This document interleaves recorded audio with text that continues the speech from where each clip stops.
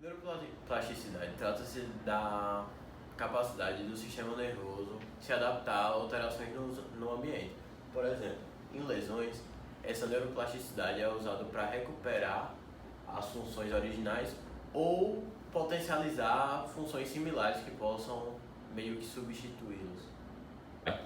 No passado, muita gente acreditava que após uma lesão no sistema nervoso central não tinha mais jeito, pois pensava-se que após o desenvolvimento embrionário, as células ficavam firmes e estáveis. E quando se pensava em uma lesão no sistema nervoso central, pensavam que as células não poderiam ser modificadas ou reconstruídas. Então antes pensava que após uma lesão, a pessoa não conseguia ter uma reestruturação de suas funções. Mas hoje a gente sabe que, após muitas evidências, mesmo no cérebro adulto, é possível ter um mínimo que seja uma plasticidade neural. É importante lembrar que o processo de plasticidade neural não é apenas do processo patológico, ela faz parte também do indivíduo em sua vida normal, certo? Por isso que quando uma criança, por exemplo, tem um acidente de carro, por exemplo, e perde muita massa encefálica, e acaba perdendo as partes como visão, audição, essas coisas, ao longo de sua vida, até a fase adulta, muitas vezes ela consegue recuperar, certo? E agora indo para a parte de reabilitação física, geralmente a reabilitação física é feita com um profissional que seja capacitado, por exemplo, um terapeuta que entenda as partes desses processos de neuroplasticidade de forma que otimize esse processo. E também, na neuroplasticidade, é válido lembrar que a gente tem 3 estágios. O estágio de desenvolvimento, o estágio de aprendizagem e o estágio de após-lesão neural. Isso a gente vai abordar com mais calma em seguida. Agora a gente vai aprofundar no desenvolvimento. O desenvolvimento começa basicamente na embriogênese, quando as células pluripotentes se transformam, por influência genética, se transformam em neurônios. Esse sistema nervoso central, esses neurônios, eles começam a maturação na vida intrauterina e só vão terminar na vida extrauterina. Ou seja, eles sofrem tanto as influências do ambiente intrauterino, influências genéticas, quanto vão sofrer, já na vida pós-uterina, vão sofrer algumas influências do ambiente. Então, no estágio de aprendizagem, é um estágio que pode ocorrer em qualquer parte da vida do indivíduo, seja o indivíduo jovem, seja o indivíduo adulto, seja o indivíduo idoso, né? E aí é interessante essa área porque você começa a ver que tem a parte da capacidade do indivíduo adquirir novo conhecimento e da capacidade dele guardar essa informação e ao mesmo tempo integrar essa informação para ser utilizada quando necessário. Também interessante essa relação. Então, aprofundando o estágio de aprendizagem, a gente percebe que nesse estágio tem modificações das estruturas e do funcionamento das células e neurais e suas conexões. Por exemplo, a gente tem a modificação plástica, como o crescimento de novas terminações e botões sinápticos. Temos também o crescimento de espículas dendríticas, o aumento das áreas sinápticas funcionais e também temos o estreitamento da fenda sináptica. Por exemplo, aqui a gente tem o neurônio pré-sináptico e pós-sináptico. Aqui há a fenda. Essa fenda onde possui os neurotransmissores. Essa fenda ela é diminuída, certo? E também tem o incremento dos neurotransmissores. Isso vai facilitar bastante coisa no aprendizado, certo? Além disso, podemos falar também da prática. Por exemplo, tocar um piano ou praticar um esporte.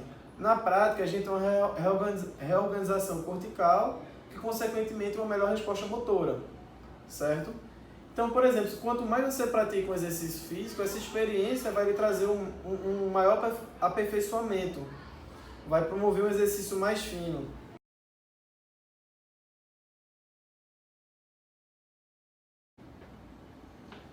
Então, temos o último estágio, que é o estágio após a lesão neural. Quando temos uma lesão neural, as células traumatizadas liberam aminoácidos e seus neurotransmissores. E essa situação quando acontece uma alta concentração dos aminoácidos e dos neurotransmissores deixam os neurônios mais excitáveis e mais vulneráveis à lesão.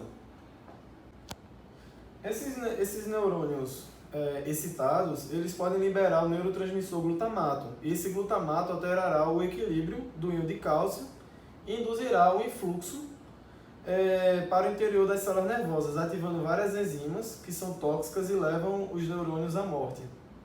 Esse processo é chamado de excitotoxicidade.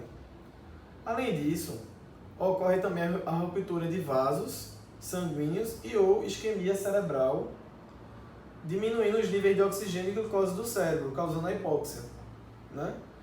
Que são essenciais para a sobrevivência de todas as células. A gente sabe que a glicose é o combustível, digamos assim, do sistema nervoso, é a única fonte energética.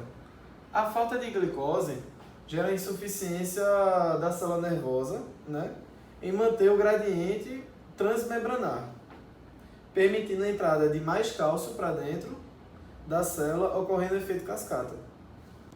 Então, de acordo com o grau do dano cerebral, um estímulo nocivo pode levar as células nervosas à necrose, certo? Havendo então uma ruptura da membrana celular, fazendo com que o citoplasma, ou então melhor, o seu material intracitoplasmático seja extravasado. E então começa a lesar os tecidos vizinhos, certo? Ou então pode acontecer um processo de apoptose, na qual não há o extravasamento intracelular e ele mantém sua membrana plasmática, por isso não há o extravasamento intracelular. Então não há a liberação de substâncias com atividade pró-inflamatória e assim não agredir nas outras células. A apoptose é desencadeada na presença de certos estímulos nocivos, principalmente pela toxicidade do glutamato, por estresse oxidativo e alterações da homeostase de cálcio, que a gente viu antes. A lesão promove então 3 situações distintas. Uma em que o corpo celular do neurônio foi atingido e ocorre a morte do neurônio, sendo nesse caso um processo irreversível. Ou o corpo celular está íntegro e seu axônio está lesado, ou o neurônio encontra-se em estágio de excitação diminuído. Então, recapitulando, nessas 3 situações, há a situação em que ocorre o corpo do celular foi lesionado e se torna um processo irreversível, pois não tem como reverter essa situação, ou o corpo celular está íntegro, mas o seu axônio foi lesionado, foi lesado, ou C, o processo de excitação dele está diminuído. Basicamente, tudo gira em torno disso. Regenerativa ocorre antes da gente entrar na parte da lesão, a gente vai entrar aqui nas formas de plasticidade. Existe a forma regenerativa, que é basicamente a recuperação dos axônios que foram lesados no sistema nervoso periférico. Ocorre principalmente no sistema nervoso periférico. Existe a axônica, que é basicamente ortogênica, que ocorre do desenvolvimento embrionário até os 2 anos. Tanto é que o teste do ouvidinho é feito com 3 meses, graças a essa forma de plasticidade aqui. A sináptica é basicamente quando você aprende uma coisa nova ou qualquer coisa que leve a fazer mais uma ponte sináptica. A dendrítica é basicamente a capacidade de ocorrer alguma mudança na espinha dendrítica, seja no número, no comprimento. E a somática é a capacidade de regular a morte e a proliferação celular, que é dotada apenas na fase embrionária da vida. Existem mecanismos de reparação e reorganização que começam logo após a lesão. Por exemplo, a recuperação da eficácia sináptica. É basicamente a produção de proteínas neuroprotetoras que visam o aumento da oxigenação e da chegada de glicose, e também visam a diminuição da corrente sanguínea e do edema da área. A potencialização sináptica é basicamente um desvio de rota que ocorre. Por exemplo, seria esse a região lesada.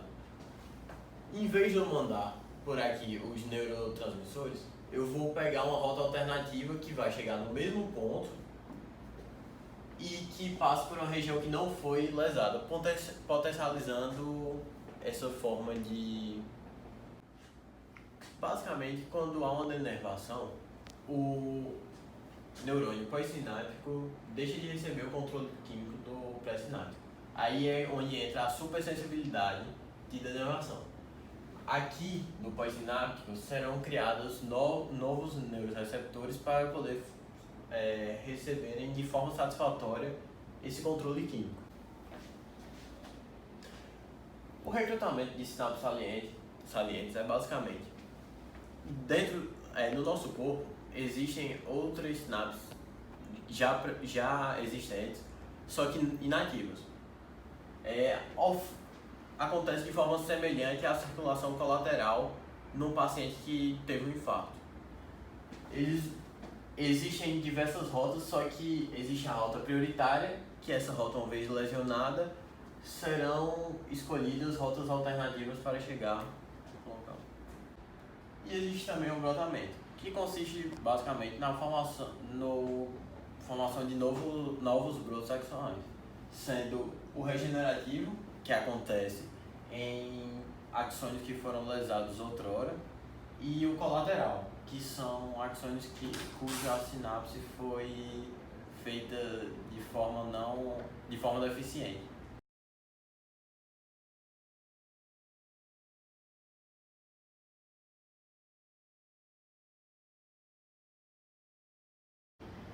Boa noite, senhor. Em que posso lhe ajudar? Boa noite, doutor. É porque eu sofri um AVC e estou com os movimentos dessa mão debilitados, tanto para levantar, para descer e para escrever e as outras coisas. Cadê? Tente levantar seu braço. Consegue fechar sua mão e abrir? Um pouco. Um pouco. Sendo assim, então vou lhe encaminhar para uma fisioterapia. Durante muito tempo, o paciente foi submetido à sua fisioterapia. E após vários meses, ele obteve um certo resultado em sua fisioterapia, conseguindo mais força, mais definição dos movimentos e tendo um melhor movimento físico, fino.